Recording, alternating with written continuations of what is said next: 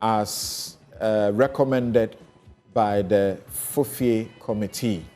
Matters are coming up about that. I'm talking about the Janet Ampadu Fofie Presidential Committee on Emoluments.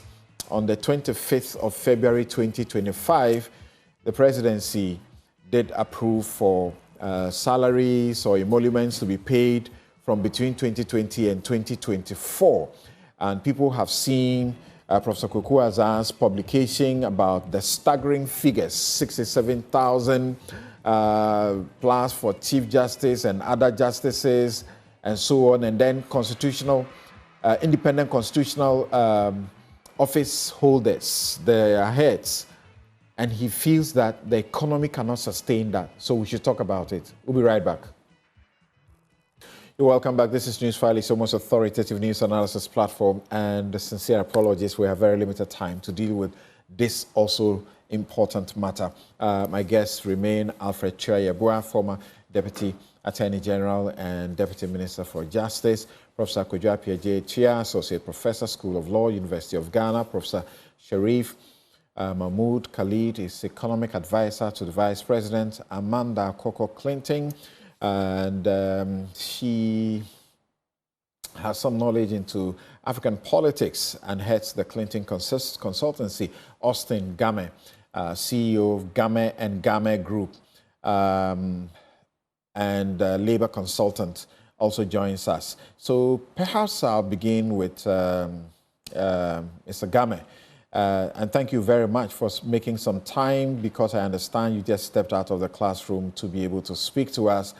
So Professor Kwaku Azar in the United States of America got social media really crazy with what he had to speak about. He said he has cited a document approving 2021-2024 salaries. That's exactly correct. 2021-2024 salaries for chairpersons and members of independent governance bodies. And he can confirm that the Auditor General and other independent governance body heads were earning 34,000 monthly in 2020, rising to 62,000 by 2024 December. And he says that if you take a closer look, he put a table which shows the salaries by year and year on increase. In 2024, there is an adjustment for January to June, and in July to December. And it's such a quantum leap. The total increase from 2020 to 2024 is about 81%. Then he compares that to the cedi depreciation and everything else. And he says, obviously, it doesn't look like our purse can sustain this. What do you say? I can confirm that this is actually true. There is an approval for the Janet Ampadu Fofie Presidential Committee on Emoluments for Article 71 office holders for 2021-2024. Yeah. Something. Thank you. And I don't know whether we have entered the afternoon already. I think we are still in morning. So good morning to your listeners. Morning.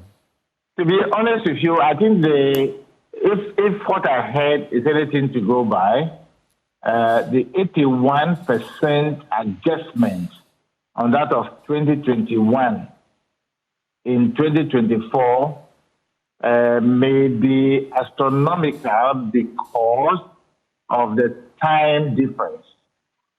What it means is that 2022, there was no adjustment per se.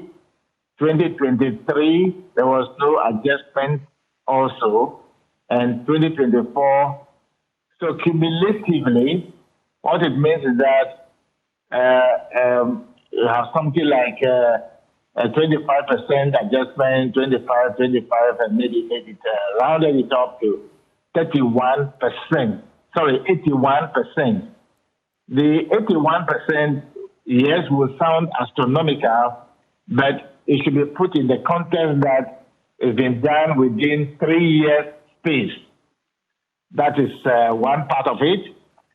the whole business of Article 71, as have been variously said before during the campaign of the political parties, clearly, and my own views also, is that we have to take a second look at it because it's not gaining the attention and the importance it deserves in the public domain.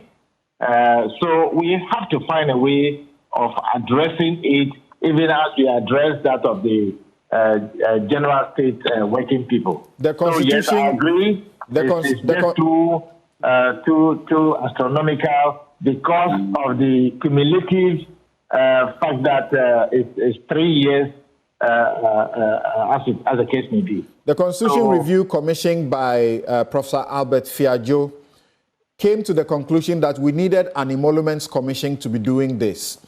The Constitution Review consultative committee done under, led by Clara Berry Kaseti under the Akufo-Addo regime also supported the Professor Fiajo committee, but wanted something that was ad hoc and not permanent. We have had various people, including Professor Bonzi Simpson, suggest that there was a need to fix the salary regime of public sector inequalities. Why do you think we are never getting to do this? We wait until the end of the term, and then Parliament, President sets up a committee for Parliament, Parliament does for the President, and then we get all these fat salaries or remuneration, so to speak. Yes, like you rightly said, it's because of the time factor. Hence, it sounds quite astronomical in the years of everybody, including myself. But I think that it's about time we have to review the whole process of remuneration administration in the whole country, including that of people who have been placed on Article 71 by virtue of the Constitution of Ghana. I think, to be honest with you, remuneration is in two parts. One is about the base pay of the people who are Article 71 people, and I want to separate them. You know, members of Parliament, the President, the Vice President, the Ministers of State. Really, I don't see even the reason why we should be worrying ourselves with bringing into the fray people in the judiciary, for instance. There are people who retire on their emolument. They are guaranteed very well their tenure of office. So we should leave them to do what they do best already. Often when you say